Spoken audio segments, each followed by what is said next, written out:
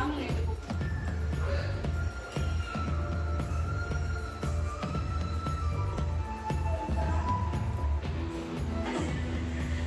Guys, welcome to my channel. இது நல்லா இருக்கா? ஹாய் ஃப்ரெண்ட்ஸ், குட் மார்னிங், காலை வணக்கம். இது சொல்றது நல்லா இருக்கா?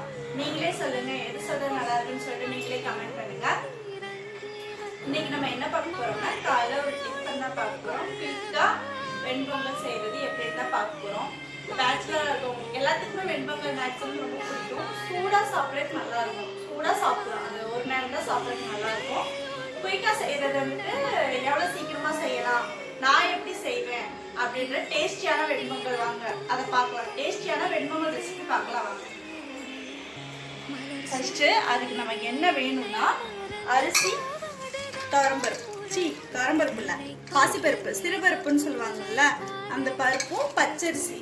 இதை நான் எவ்வளோ மெஷர்மெண்ட் போட்டிருக்கேன்னா, இவ்வளோ தூரம் அரிசின்னு நினச்சிக்கோங்களேன், இவ்வளோவுக்கு பச்சரிசி போட்டிருக்கேன். கரெக்டாக இவ்வளவுக்கு பச்சரிசினா இவ்வளவுக்கு பாசிப்பருப்பு, சிறுபருப்பு போட்டிருக்கேன். ஓகேங்களா? அதுக்கடுத்து நம்ம இதுக்கு வந்துட்டு அரைக்கணும். மெயினானதே வந்துட்டு அரைக்கிறது தான். மிளகு, சீரகம் வந்துட்டு மேக்ஸிமம் பார்த்தீங்கன்னா அரைக்காம போடுவாங்க. அரைக்காம போட்டால் யாருமே சாப்பிட மாட்டாங்க, அதை எடுத்து தான் வைப்பாங்க. அது ஏதோ ஒரு மாதிரியா இருக்கும். ஆனால் நான் அப்படி பண்ண மாட்டேன், அரைச்சி போட்டுருவேன். அரைச்சி போட்டோம்னா குழந்தைங்கலேருந்து எல்லாருமே சாப்பிட்டுக்குருவாங்க. அதனால நான் அரைச்சி போட்டுருவேன்.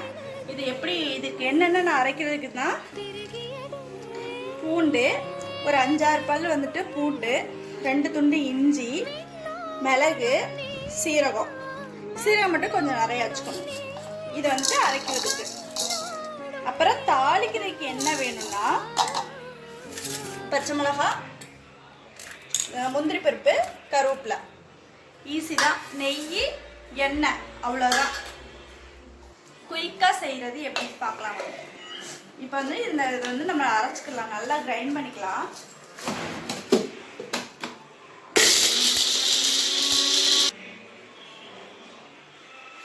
அரைச்சாச்சு. இப்போ வாங்க நம்ம அடுப்பை வச்சிடலாம்.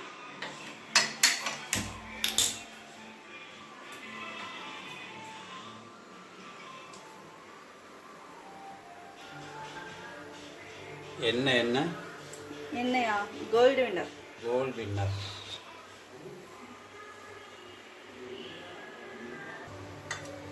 அப்புறம் நெய் சேர்த்துக்கோங்க.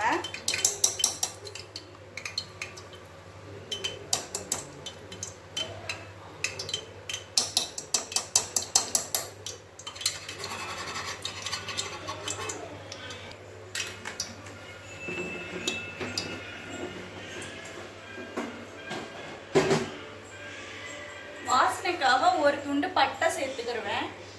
நல்லா இருக்கும். நீங்கள் வேணா அந்த மாதிரி ட்ரை பண்ணி பாருங்க.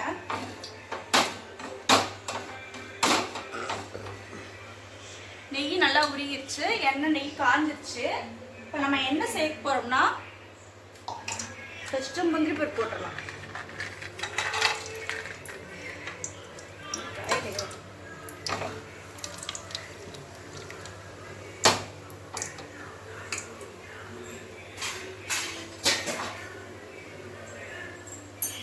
மத்தியானம் எங்கே போனீங்க? மத்தியானம் ஒரு கெடா விட்டு. நேற்று உங்களுக்கு ரம்ஜானா? எங்களுக்கு ரம்ஜான் இல்லை, எங்களுக்கு கெடா விட்டு வருது. நல்லா போய் திருப்தியாக சாப்பிட்டு வந்தோம். செம்ம வெயிலுங்க, சாமி வெயிலான வெயில் அப்படி கொளுத்துது. அப்படி போய் கருதிங்கம்மா. சாப்பிட்டு கூப்பிட்டாங்க, அப்புறம் எப்படி போகாமல் இருக்க முடியும்? நம்ம வீட்டுக்கு பக்கத்து வீடு. நாளைக்குன்னா அவங்க ஃபேஸை வந்து நம்ம ஃபேஸ் பண்ணணும்ல. இப்போ நம்ம போனாதானே நாளைக்கு நம்ம வீட்டுக்கு 4 பேர் வருவாங்க. அதுக்காக பட்டை போட்டாச்சு. அப்புறம் அரைச்சி வச்சுக்கோம் இல்லையா, அதையும் சேர்த்துக்கலாம்.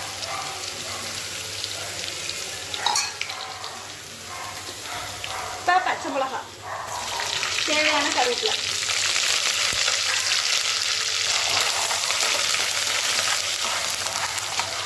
சிம்பிளான ரெசிபிங்க, செம்ம டேஸ்டாக இருக்கும். எனக்கு ரொம்ப பிடிக்கும். ஆமாம், இவருக்கு ரொம்ப ரொம்ப பிடிக்கும். நான் அதிகமாக சாப்பிடுவேன்.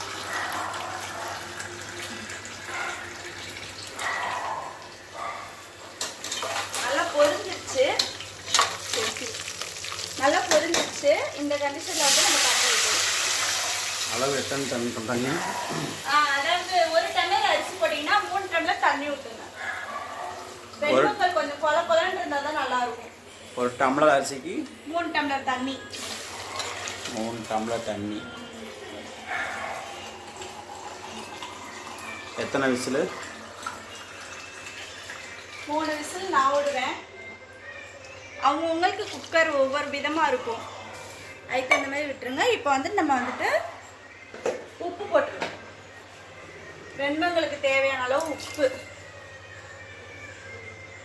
இந்த குளிரை கூட தாங்கிடலாங்க. குளிருக்கு கூட நம்ம ஒரு 2 பெட்ஷீட்டோ 3 பெட்ஷீட்டோ இழுத்து பொத்திட்டு சொட்டர் போட்டுட்டு தாங்கிடுவோம். இந்த வெயிலுக்கு என்ன பண்ணுறது? ஐயோ சாமி, பயங்கரமாக இருக்குது வெயில். வெளியிலேயே போகவே முடியலை.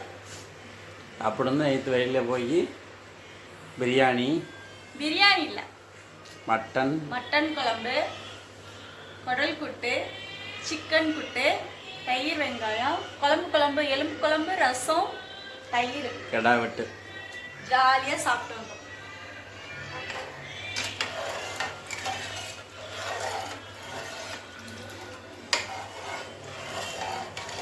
மேக்ஸிமம் நல்லா கூலிங்காக சாப்பிடுங்க. இது ஒரு நாள் போனதுக்கு எனக்கு வாயெல்லாம் வெந்து போச்சு. இல்லை அதனாலயா இல்லை நண்டு சாப்பிட்டதுனாலன்னு சொல்கிறாங்க. ஹீட்டு, நண்டு ஹீட்டு, அதனால கிளைமேட்டு மாறி இருக்கு, அதனால வாய் வெந்திருக்கும் அப்படின்னு சொல்கிறாங்க. எதனால சொல்லுங்க. வெயில் காலத்துல நண்டு சாப்பிடலாமா சாப்பிடக்கூடாதான்னு எங்களுக்கு தெரியல. எனக்கு தெரியல. ஏன்னா 2 மாசமா நண்டு தேனு என் பையன், பெரிய பையன் கேட்டுட்டே இருந்தான். அதனால நானும் ஒரு ₹6 வாங்கிட்டு வந்துட்டேன். அதை சாப்பிட்டதுனாலயா இல்லை வெயிலில் போயிட்டு வந்த நேரத்தில் வாயெல்லாம் அப்படியே ரெட் கலரில் இருக்குது. இப்போ இந்த ரோஸ் வந்து எங்கள் செடியில் போட்டது பன்னீர் ரோஸ்.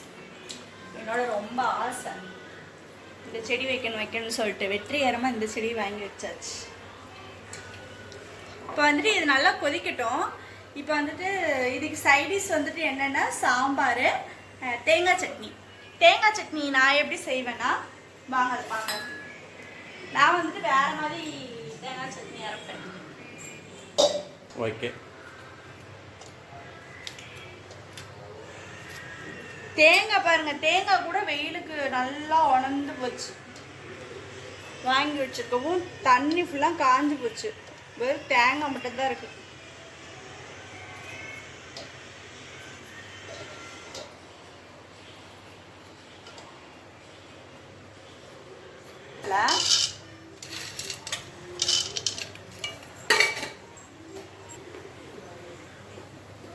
தேவையான அளவு உப்பு. கருவேப்பிலை யாரெல்லாம் போடுவீங்கன்னு சொல்லுங்க. கருவேப்பிலை போட்டு அரைச்சி பாருங்க. அந்த ஹோட்டலில் ஒரு விதமான டேஸ்ட் இருக்கு பார்த்துருக்கீங்கன்னா, அது காரணமே கருவேப்பிலை தான். தேங்காய் சட்னியில் கருவேப்பிலை போட்டு அரைச்சி பாருங்க, உண்மையிலே வேற லெவலில் இருக்கும். நல்ல மனமாக இருக்கும் தேங்காய் சட்னி.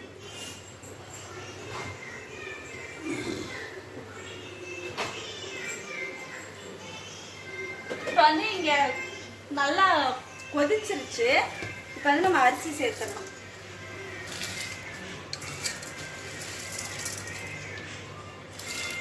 இப்போ மணி எவ்வளோ தெரியுமா? காலையில் 5 மணி. இன்னைக்கு வந்து நல்லா மழை பெய்யும். உலக அதிசயமாக காலையில் 5 மணிக்கு எந்திரிச்சு சமைச்சிட்ருக்கேன்.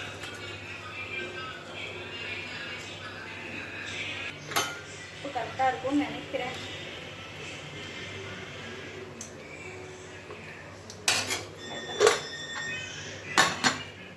க்ளோஸ் பண்ணி வச்சிடலாம். 3 விசில் வரட்டும்.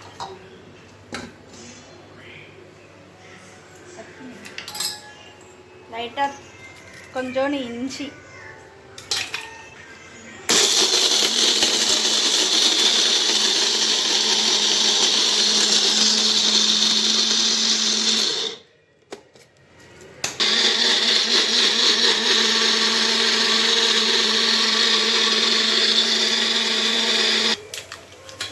தாளிச்சு வச்சிருக்கோம். கடுகு வந்து 1/4 போட்டீங்கன்னு நினச்சிக்கோங்களேன்.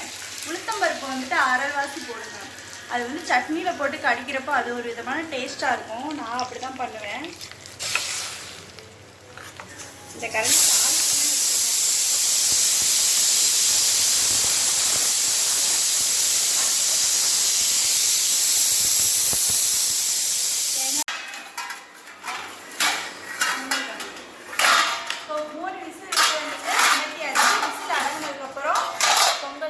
பாரு.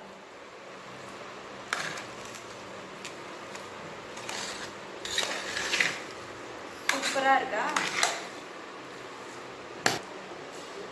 சட்னி சாதம் சாப்பிடும். தள்ளி உக்காரு. ஆ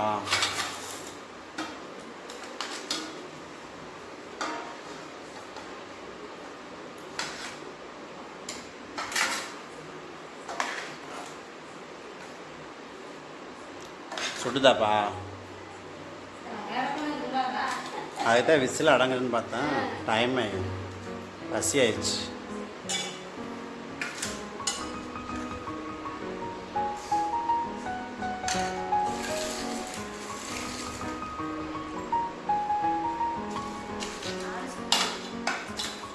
இப்படி எனக்கு போட்டு ஆட வை.